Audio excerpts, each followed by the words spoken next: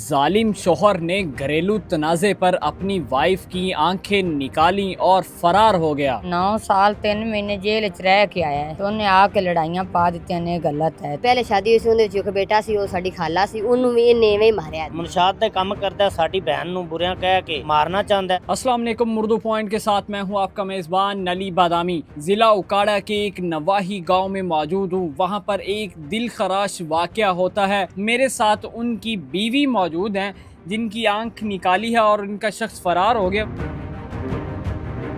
माजी की दा रौला बने ਤੁਹਾਡੇ ਸ਼ੋਹਰ ਨੇ ਤੁਹਾਡੇ ਤੇ ਇਤਨਾ ਜ਼ੁਲਮ ਕੀਤਾ ਹੈ? ਕਿਸ ਵਜ੍ਹਾ ਤੋਂ ਲੜਾਈ ਹੋਈ? ਕਿਵੇਂ ਵਾਕਿਆ ਹੋਇਆ? 9 ਸਾਲ 3 ਮਹੀਨੇ ਜੇਲ੍ਹ ਚ ਰਹਿ ਕੇ ਆਇਆ ਹੈ।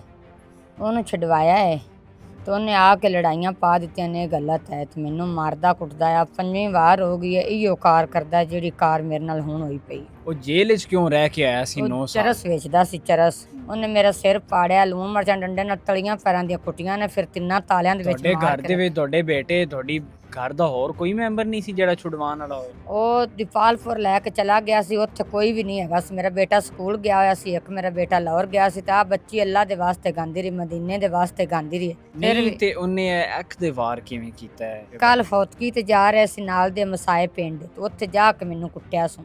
ਕਿਸ ਵਜ੍ਹਾ ਤੋਂ ਕੋਈ ਲੜਾਈ ਹੋਈ ਸੀ? ਲੜਾਈ ਕੋਈ ਨਹੀਂ, ਬਸ ਮੈਂ ਉੱਜੜ ਕੇ ਪੇਕੇ ਬੂਹੇ ਬੈਠੀਆਂ ਤੇ ਉਸ ਵਜ੍ਹਾ ਤੋਂ ਜਾ ਕੇ ਕੁੱਟਿਆ ਸੋ। ਅੱਛਾ, ਤੁਹਾਡੇ ਨਾਲ ਕੌਣ ਹੈਗਾ ਸੀ ਜਦੋਂ ਤੁਸੀਂ ਫੌਤਗੀ ਦੇ? ਮੇਰੇ ਨਾਲ ਇੱਕ ਬਾਜੀ ਸੀ, ਦੋ ਸਾਡੇ ਨਾਲ ਦੀਆਂ ਮਸਾਈਆਂ ਮੀਰਾਂ ਦੀਆਂ ਹੈਗੀਆਂ ਸਨ। ਅੱਛਾ, ਉਹ ਛਡਵਾਉਂਦੀ ਸੀ, ਇਸ ਕਰਕੇ ਮੈਂ ਆਦੇ ਭਾਈਆਂ ਨੂੰ ਜਾ ਕੇ ਸੱਦਣੀ ਆ।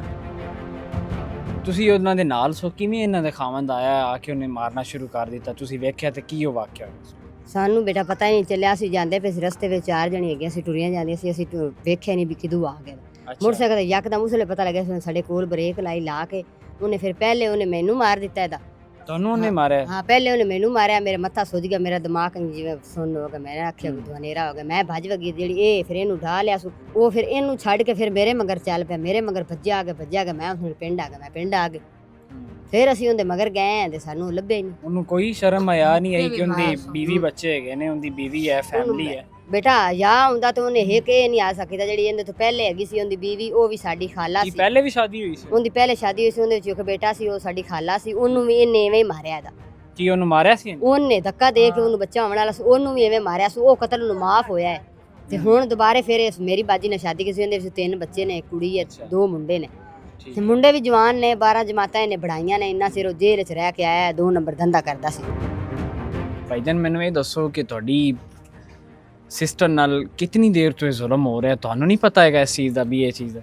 ਬਸ ਜੀ, ਸਾਨੂੰ ਪਤਾ ਹੀ ਹੈਗਾ ਦਾ ਸਾਲ ਪੂਰਾ ਹੋ ਗਿਆ ਦਾ, ਤੇ ਬਸ ਇਹ ਜੀ ਮਾਰਦੇ ਕੁੱਟਦੇ ਨੇ ਤੇ ਮੁੜ ਪੰਚਾਇਤਾਂ ਲੈ ਆਂਦਾ। ਤੇ ਅਸੀਂ ਮਜਬੂਰ ਹੋ ਕੇ ਤੇ ਅਸੀਂ ਆਨੇ ਚਲੋ ਘਰ ਵਸਦੀਆਂ ਧੀਆਂ ਚੰਗੀਆਂ ਹੁੰਦੀਆਂ ਨੇ, ਗੱਲ ਦੇ ਵੀ ਦਾ। 4 ਵਾਰੀ ਅਸੀਂ ਗੱਲਿਆ ਦਾ, ਤੇ 5ਵੀਂ ਵਾਰੀ ਇੱਥੇ ਸਾਡੇ ਘਰ ਆਇਆ ਵਾਈ, ਤੇ ਸਾਡੇ ਘਰ ਕੋਲ ਬੈਠੀ ਹੈ, ਤੇ ਆਦਾ ਵੱਖਰਾ ਹੈਗਾ ਦਾ। ਮੁਨਸ਼ਾਤ ਦੇ ਕੰਮ ਕਰਦਾ, ਸਾਰਾ ਕੰਮ ਉਹ ਕਰ ਰਿਹਾ ਨੇ, ਤੇ ਅਸੀਂ ਆਦੇ ਬਚਾ ਕੇ ਉਹਨੂੰ ਘਰੂ ਇੱਥੇ ਲਿਆਂਦਾ। ਤੇ ਹੁਣ ਇੱਥੇ ਘਰ ਆਏ ਹੋਏ ਨੂੰ ਫਿਰ ਆ ਤੇ ਇਹ ਸਲੂਕ ਕਰ ਰਿਹਾ ਦਾ। ਤੁਸੀਂ FIR ਕਰਵਾਈ ਹੈ? ਅਸੀਂ FIR ਕਰਵਾਈ ਹੈ ਦੀ। ਸਾਡੀ ਪੁਲਿਸ ਵੀ ਕੋਈ ਨਹੀਂ, ਕਿਵੇਂ ਤਾਮਨ ਕਰ? ਕੋਈ ਪੁਲਿਸ ਸਾਡਾ ਤਾਮਨ ਨਹੀਂ ਕਰ ਰਹੀ। ਪਰਚਾ ਸਾਡਾ ਜਿਸ ਤਰੀਕੇ ਹੋਣਾ ਸੀ, ਪੁਲਿਸ ਨੇ ਕੋਈ ਸਾਡਾ ਸਾਥ ਨਹੀਂ ਦਿੱਤਾ। ਅੱਛਾ, ਪਰਚਾ ਸਾਡਾ ਕੋਈ ਨਹੀਂ ਹੋਇਆ। ਬਸ ਆਂਦੇ ਨੇ ਪੈਸੇ ਲਿਆਓ ਜੀ, ਇੰਜ ਕਰੋ ਜੀ। ਪੈਸੇ ਮੰਗਦੇ ਨੇ? ਡਿਮਾਂਡ ਕੌਣ ਕਰਦਾ? ਉਹ ਉੱਥੇ ਜਿਹੜੇ ਵੀ ਆਣ, ਉਹ ਚੇਲੇ। SHO ਨਹੀਂ, SHO ਨਹੀਂ, ਜਿਹੜੇ ਉਹ ਚੇਲੇ ਰੱਖੇ ਹੋਏ ਨੇ, ਉਹ ਆਂਦੇ ਜੀ FIR ਦੀ ਕਾਪੀ ਲੈਣੀ ਤੇ ਪੈਸੇ ਲਿਆ। ਤੇ ਕਿੰਨੇ ਪੈਸੇ ਮੰਗਦੇ? 1000 ਰੁਪਇਆ ਲਿਆ, 5000 ਰੁਪਇਆ ਦੇ। ਅਸੀਂ ਜੀ ਉਹ FIR ਦੀ ਕਾਪੀ ਤੈਨੂੰ ਦੇਣੇ ਆ ਦੇ।